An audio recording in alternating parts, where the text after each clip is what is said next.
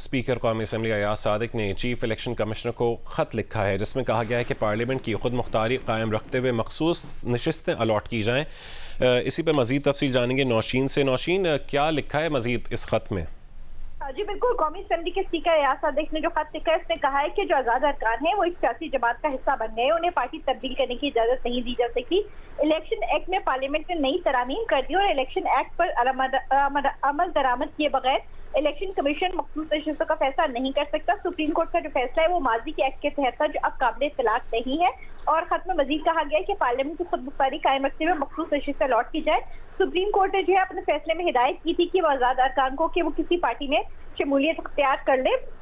Supreme court का फैसला उस महीनों बाद आया जब जो अरकान थे वो पहले ही एक सियासी जमात में शमूलियत अख्तियार कर चुके थे, और इस तरह सुप्रीम कोर्ट ने पार्टी के उम्मीदवारों ने कामयाब उम्मीदवारों को पार्टी तब्दील करने की जो इजाजत दे दी थी।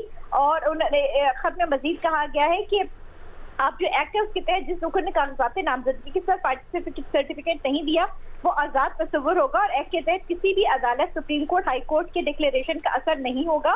वो आज़ाद अरकान जो सियासी जमात का हिस्सा बन चुके हैं उन्हें पार्टी तब्दील करने की इजाजत नहीं दी जा सकती, और इलेक्शन एक्ट पर अमल दरामद किए बगैर इलेक्शन कमीशन मखसूस नशिस्तों का फैसला नहीं कर सकता। सुप्रीम कोर्ट का जो फैसला था वो माजी के एक्ट के तहत था, जो अब काबिल इतलाक नहीं है। अब तरमीम शुदा इलेक्शन एक्ट मौजूद है, पहले वाला एक्ट से बाला हो गए। ये उन्होंने कहा कि ये मेरी राय नहीं, इस पर सुप्रीम कोर्ट के फैसले मौजूद है।